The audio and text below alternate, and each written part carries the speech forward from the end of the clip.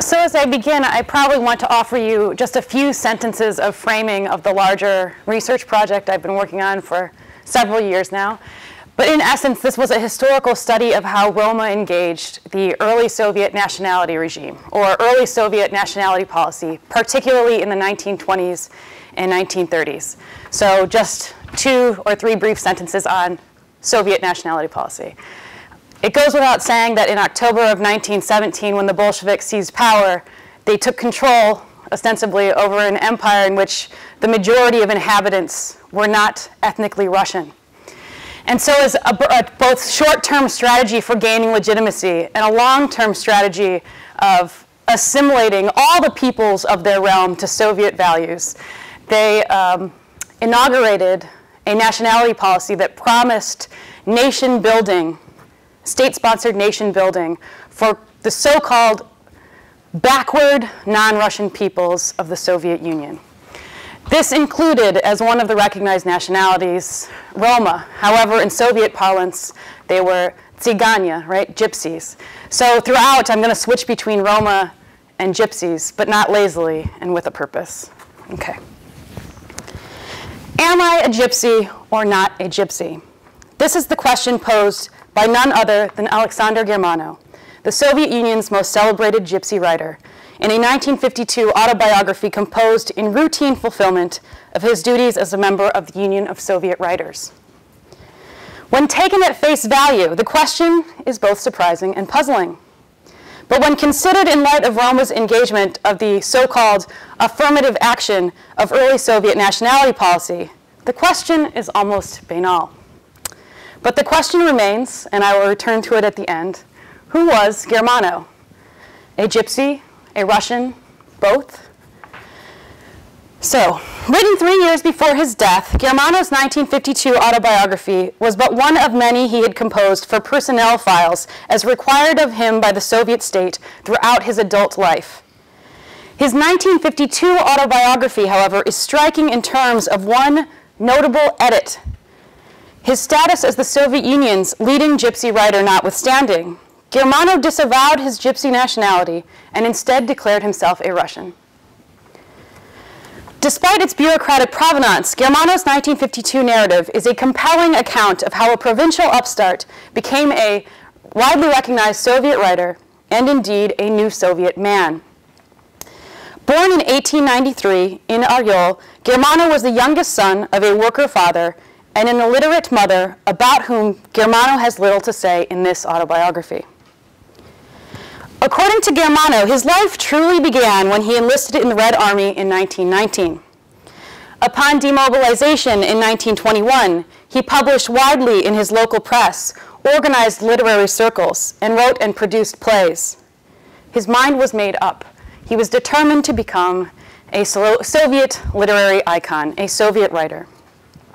So convinced that he had outgrown provincial Argol, Germano relocated to Moscow in 1926 with the hope of rapidly becoming a literary celebrity. Moscow's editors, however, wanted little to do with his provincial talent. Pockets empty, Germano relentlessly sought work as a writer until one day his life took a fateful turn. In 1926, Germano vaguely recalls, quote, "Somehow, someone among the Muscovites suggested that I apply to the All-Russian Gypsy Union, where there was a need for a cultural worker and an organizer of a publication in the Gypsy language." Ostensibly unbeknownst to Germano at the time, Romani youth activists had recently established the Gypsy Union and dedicated themselves to Sovietizing the empire's so-called backward gypsies through the creation of gypsy schools, industrial workshops, clubs, and a theater. Reflecting in 1952 on his decision to join the Gypsy Union, however, Germano avoided the question as to why an anonymous someone had suggested that he, a Russian, begin a career in gypsy language publishing. Germano only revealed that as a leader of the Gypsy Union, he had devoted himself at that time to serving this, quote, unlettered people.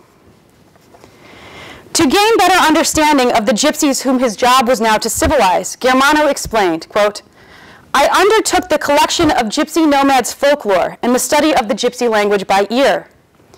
Reincarnated as the original Aleko, I spent weeks in the camps.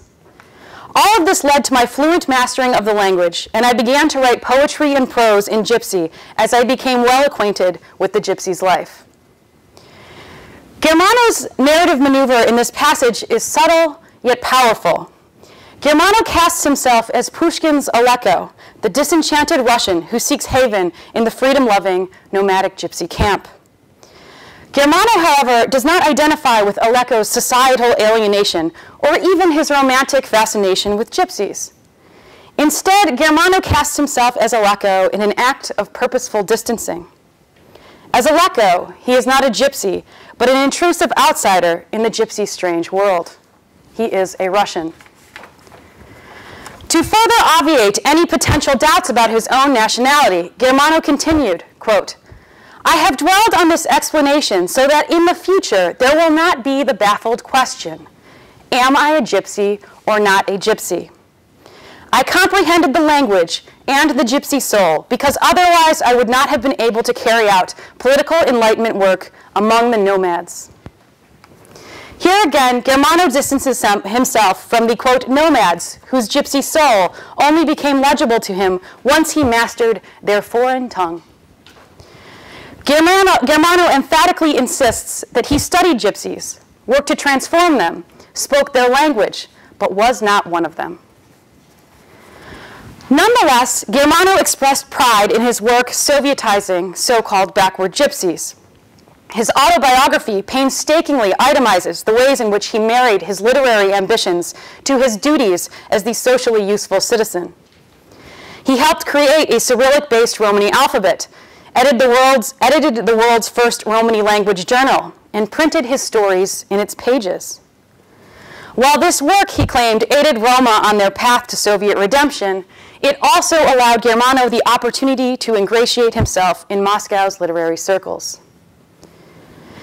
Germano began publishing an array of well-received Russian language articles and short stories on the theme of Gypsy's cultural revolution. He was soon celebrated as the leading light and unrivaled talent of the Soviet Union's new state-sponsored Romani literature. In recognition of his prolific social and civic efforts as a gypsy writer, the Union of Soviet Writers invited Germano into its hallowed ranks in 1934. And throughout the 1930s, Germano explained, he served the cause of Sovietizing Roma with more than his pen. As a representative of the gypsy press, Germano wrote, I actively participated in work among toiling gypsies, aiding in the organization of gypsy collective farms, schools, and industrial cooperatives. Yet Germano emphasized in 1952 that he had pursued this Sovietizing mission not as a gypsy, but instead as a representative of the gypsy press. World War II necessarily interrupted Germano's mission, but he continued to write about gypsies in the Soviet Union. And although the Soviet Union recovered from the war, Germano's veto reveals that his publication record did not. The final paragraphs of his 1952 autobiography read superficially as a simple enumeration of works fated for the author's desk drawer. Read another way, his list of his own post-war writings provides subtle commentary on the author's willingness and perceived need to adapt to changing times. He worked on 3 manuscripts between 1945 and 1948. These were Fascism and Gypsies During the Fatherland War, A Short History of Soviet Gypsies, and A Short History of the State Gypsy Theater. When these were not accepted for publication, however, Germano changed course, writing A History of Aryol Province, as well as essays devoted to the history of Aryol's Communist Party organizations. In other words, when it became obvious to him that gypsies were no longer even a theoretical state priority in the Soviet Union's post-war ideological recalibration, he shrewdly repositioned himself as an author whose work reflected the post-war precedents of Russia, Russians, and Russianness. Following his death in 1955, the city of Aryol memorialized Germano as an accomplished native son, honoring him alongside Turgenev at the Museum of Aryol Writers. His colleagues translated his Romani language short stories into Russian and published his work in anthologies. They honored Germano not only as a pioneer of Soviet gypsy literature, but also as a, quote, Russian by upbringing and education, who had devoted a large part of his work to the cause of developing and uplifting a people that was akin to him by birth. Germano thus posthumously entered the pantheon of Soviet literature, not precisely as he had defined himself in his 1952 autobiography. Whereas Germano had then declared himself a Russian, his memorialists conceded that he was Russian only by dint of his upbringing and education.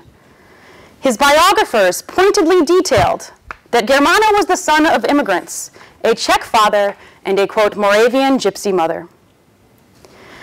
I know I'm going over my time. Countless times in his life, Germano encountered the proverbial Soviet question, who are you by nationality? The autobiographies he wrote at various life stages reveal that he consistently approached this question as an opportunity to define, but also to revise his narrative of his own malleable Soviet self. And ultimately, I argue, his varying responses to this question reveal less about Germano than they do about the critical role that nationality played in the forging of Soviet subjects in both the interwar and post-war periods. This is because Germano's refusal to identify himself as a gypsy in 1952 was not without precedent. In an autobiography written in 1925, he wrote about his lineage without once employing the term gypsy. His parents, he revealed, were, quote, foreigners who had wandered over to Russia from Austria-Hungary as they, quote, roamed with their metalworker and musician relatives. He traced his father to a village near Prague, but provided a less clear account of his mother's origins. Quote, my mother did not sit still anywhere. She loved to travel, and it was because of her that my father aimlessly took to the road. Germano's veiled references to his Romani heritage only morphed into unequivocal assertions of gypsy nationality once he joined the Gypsy Union in 1926. From then on, gypsy nationality served as his springboard to fulfilling a professional goal that had earlier seemed unattainable.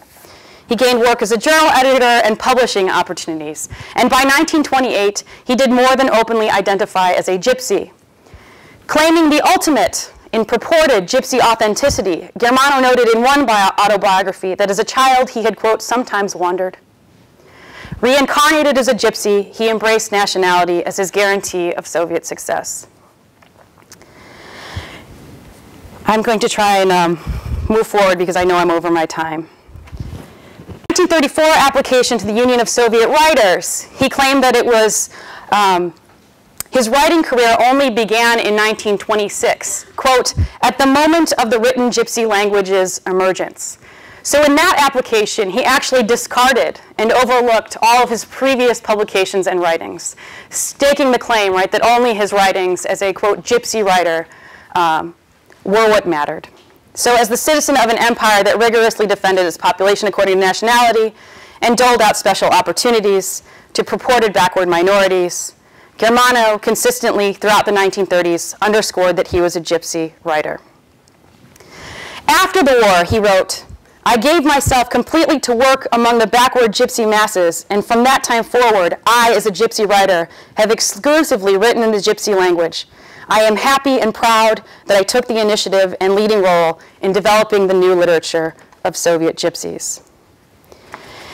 And so Germano's shifting responses to his own personal national question can only be understood within the context of the evolution of the Soviet Union's ideology in general, but of its nationality policy in particular.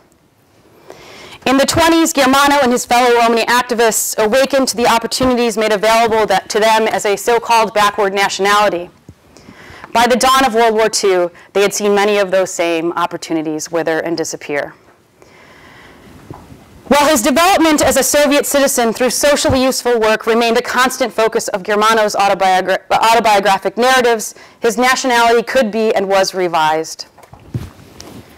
His own autobiographic statements, meanwhile, are the key to understanding why Germano variously elided, emphasized, and edited his gypsy self in response to the Soviet state's relentless demand that he define himself in universal terms as a Soviet citizen, but also as a member of a distinctive nationality. And so, right, who in the end was Germano by nationality? Was he a gypsy or a Russian? In an examination of these Evolving autobiographies provide clear answers to these questions.